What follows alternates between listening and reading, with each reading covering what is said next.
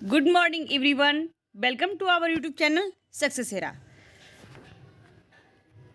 11 जून से पढ़ने शुरू हुए छूटे दिव्यांग अभ्यर्थियों के आवेदन।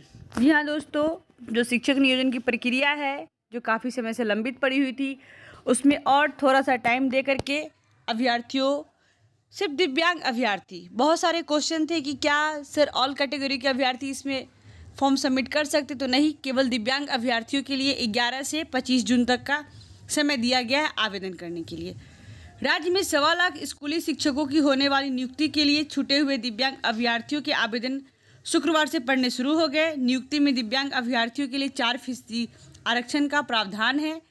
प्रारंभिक माध्यमिक एवं उच्च माध्यमिक शिक्षक बनने के लिए छूटे हुए दिव्यांग अभ्यर्थी 25 जून तक आवेदन कर सकेंगे। साथ ही दैनिक भास्कर पेपर में बहुत अच्छी अपडेट आई है हम सभी शिक्षकों के लिए। काउंसलिंग में अफरा तफरी की स्थिति। 1.25 लाख शिक्षकों की भर्ती अक्टूबर तक अगले माह में जारी होगा मेधा सूची। प्रारंभिक और हाई स्कूल के लिए अलग अलग होगी काउंसलिंग। ये अपडेट है, आप देख सकते हैं दैनिक भास्कर में के साइट पर जा कर के, और बहुत इंपॉर्टेंट इन्फॉर्मेशन इसमें दिया गया है। मैं एक एक करके सारी आप लोग के साथ शेयर कर रही हूँ। 1.25 लाख शिक्षकों की बहाली अक्टूबर के अंत तक होगी। जुलाई में मेधा सूची होगा। 25 जून तक दिव्यांग अभ्यर्थी जो आवेदन कर रहे हैं वे आवेदन करेंगे। उसके बाद फिर से फाइनल मेरिट लिस्ट बनाई जाएगी और उसके बाद जो त्रुटि होगा उस त्रुटि का निवारण किया जाएगा। उसके बाद काउंसलिंग की प्रक्रिया शुरू होगी। जुलाई में मेधा सूची जारी होगा। मेधा सूची पर आपत्ति के निवारण के बाद फाइनल मेधा सूची जारी होगा। प्रारंभिक और हाई स्कूल के लिए केंद्रीयकृत तरीके से अलग अलग काउंसलिंग होगी। इस प्रक्रिया से काउंसलिंग में अफरा तफरी की स्थिति नहीं होगी। अभ्यर्थी एनआईसी की पोर्टल पर मेधा सूची देख अधिक संभावना वाली नियोजन इकाई के लिए काउंसलिंग कराएंगे। इस दौरान अभ्यर्थियों के मूल प्रमाण पत्र ले लिए जाएंगे। कोरोना प्रोटोकॉल को देखते ही काउंसलिंग के लिए बुलाया जाएगा। ओपन कैंप से बहाली प्रक्रिया पूरी कराने में अधिक पारदर्शिता होगी। अधिक संभावना है कि एक ही दिन सभी नियोजन इकाई के लिए काउंसलिंग की तिथि तय की जाएगी। अभ्यर्थियों के मूल प्रमाण पत्र की बोर्ड और बीवी से जांच के बाद ही नियुक्ति के लिए पत्र दिया जाएगा। जो हमारे दिव्यांग अभ्यर्थी है 25 जून तक वो आवेदन करेंगे, उनसे आवेदन लिया जाएगा। शिक्षक बहाली में दिव्यांग अभ्यर्थियों के लिए आवेदन लेने की प्रक्रिया शुक्रवार से शुरू हो चुकी है, कल से, और 25 जून तक आवेदन लिए जाएंगे। नियोजन इकाई में हाथों हाथ या निबंधित डाक से भी आवेदन भेज सकते हैं। आवेदन की व्यवस्था प्रखंड स्तर पर बीडीओ, डीईओ और पंचायत सेवक कर रहे हैं। जिन दिव्यांग अभ्यर्थियों ने पहले आवेदन दे दिया है उन्हें दोबारा आवेदन देने की जरूरत नहीं है। ठीक, थोड़ी सी परेशानी आ रही है दिव्यांग अभ्यर्थी को, क्योंकि उनकी जो रिक्ति के अनुसार मेधा सूची एनआईसी के पोर्टल पर अपलोड नहीं की गई है, जिससे उन्हें काफ़ी परेशानी का सामना करना पड़ रहा है। दिव्यांगों के लिए आरक्षित नियोजन इकाई बार, कोटिवार एवं विषयवार रिक्तियाँ जिले की एनआईसी की वेबसाइट पर 9 जून को ही जारी हो चुकी है। छूटे हुए दिव्यांग अभ्यर्थियों को पटना उच्च न्यायालय के आदेश के अनुपालन में आवेदन करने का मौका दिया गया है। इस बहाली में माध्यमिक एवं उच्च माध्यमिक शिक्षकों की नियुक्ति के लिए आवेदन पत्र प्राप्त करने की अंतिम तिथि 26 सितंबर 2019 थी। इसलिए 26 सितंबर 2019 तक की नियुक्ति आहर्त रखने वाले छूटे हुए दिव्यांग अभ्यर्थी को ही आवेदन करने का मौका दिया गया है। फिर वही बात आगे, दिसंबर सीटेट जो सितंबर के बाद उन्होंने क्वालिफाई किया तो वो इसमें नहीं आएंगे, चाहे जो भी दिव्यांग अभ्यर्थी हो।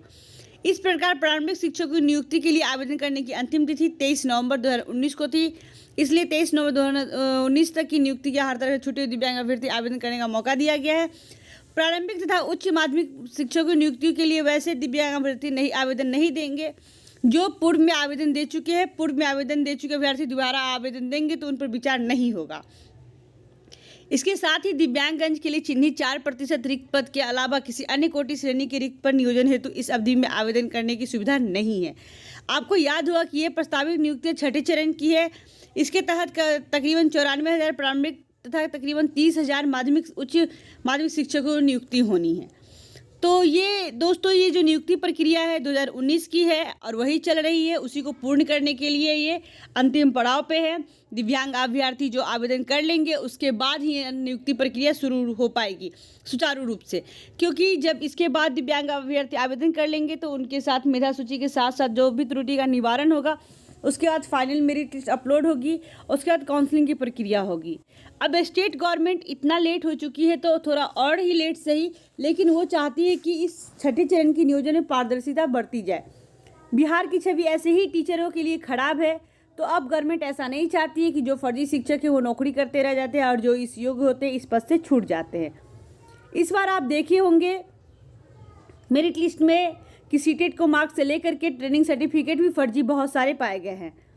तो इसलिए अगर ऑनलाइन होता है एप्लीकेशन, ये डॉक्यूमेंट वेरिफिकेशन, ये सारा चीज़ गवर्नमेंट करती है तो बहुत अच्छी बात है।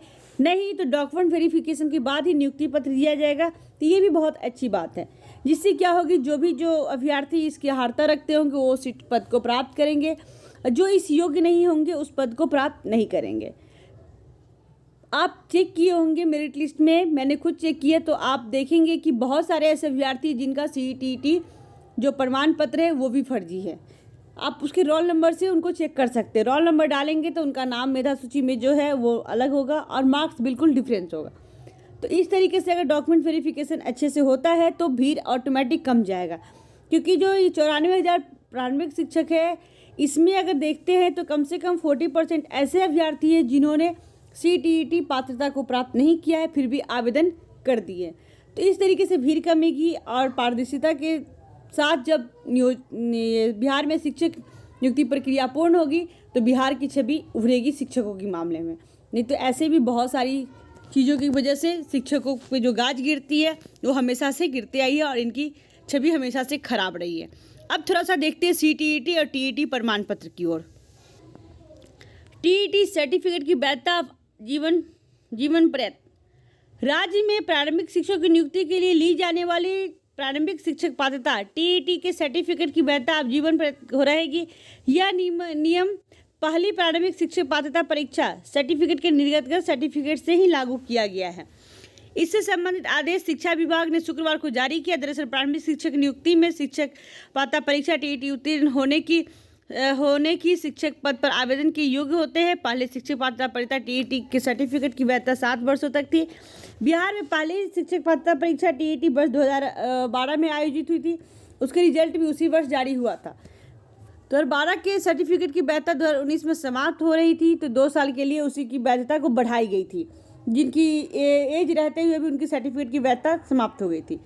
इसी बीच राष्ट्रीय अध्यापक शिक्षा परिषद NCET ने प्रारंभिक शिक्षक पात्रता परीक्षा TET के सर्टिफिकेट की वैधता जीवन भर के लिए बहाल का फैसला किया। इसे लागू करने के निर्देश राष्ट्रीय अध्यापक शिक्षा परिषद NCET द्वारा राज्यों को दिए गए हैं। इसके मद्देनजर राज्य सरकार के शिक्षा विभाग द्वारा आदेश जारी किया गया। तो पहले TET की परीक्षा सर्टिफिकेट से ही नया नियम लागू हुआ। स्टार्टिंग में जो सर्टिफिकेट TET लोगों ने दिया था, इससे पहले जो दिसंबर में पास आउट थे, दिसंबर से जो आया था ये एग्ज़ाम जनवरी से लागू हो चुका था कि नया CTET या TET की जो वैलिडिटी होगी पूरी लाइफ टाइम होगी। लेकिन नहीं, वो जो स्टार्टिंग से जो CTET या टेट की परीक्षा जिन लोगों ने पास किया उनकी वैलिडिटी भी अब लाइफ टाइम कर दी गई है। तो 7 साल से लेकर 9 साल की जो समस्या थी वो समाप्त हो गई। देखिए हमारी गवर्नमेंट किस तरीके से हमें परेशान करती है। पहले TET की वैधता 7 साल रखी, फिर सेंट्रल गवर्नमेंट ने बोला कि 7 ईयर में इसकी वैलिडिटी खत्म होने के बाद फिर स्टेट गवर्नमेंट उसको 9 साल कर दिया। फिर उसके बाद वो सारे अभ्यर्थी इसमें पार्टिसिपेट कर पाए जिनकी वैधता समाप्त हो चुकी थी। अब उसके बाद भी परेशानियां आई, उसके बाद अब ये सर्टिफिकेट की वैलिडिटी लाइफ टाइम हो चुकी है। तो ये अच्छी बात है कि आप बार बार जो CTET पे बैठते हैं, फॉर्म भरते हैं, स्कोर का भी अब परेशानी ख़त्म है कि मेधा अंक में जो बोनस मिलता है इस बहाली में मिला, उसके बाद से कोई बोनस नहीं है। अगर आप 90 है और 124 है तो भी आप इक्वल लाइन में ही है, कोई स्पेशल नहीं है। हाँ, स्पेशल तब होंगे जब आपके 10th 12th ग्रेजुएशन के मार्क्स अधिक होंगे और उससे आपको मेधा सूची में ज़्यादा अंक प्राप्त होगा, क्योंकि जो ये वैलिडिटी है सिर्फ पास आउट होना चाहिए। इसके मार्क्स आपके मेरिट में नहीं जोड़े जाएंगे, ना ही बोनस दिए जाएंगे। इसलिए अब मार्क्स के पीछे नहीं भागना है। अच्छे से एग्ज़ाम जिन लोगों ने क्वालिफाई नहीं किया वो पढ़कर क्वालिफाई कर ले। छठे चरण नियोजन के बाद 7वें चरण की नियुक्ति प्रक्रिया शुरू होनी है, जिसमें 3.5 लाख वैकेंसी की बात की गई है। तो दोस्तों, आप लोगों ने अगर CTET की क्वालिफाई नहीं किया है जिन लोगों ने, तो थोड़ी सी मेहनत करके क्वालिफाई कर ले, जो आप शिक्षक बनने योग्य हो जाएंगे। Thanks for watching this video. Thank you दोस्तों। इसे शेयर करें, लाइक करें, सब्सक्राइब करना बिल्कुल ना भूलें। बहुत बहुत धन्यवाद।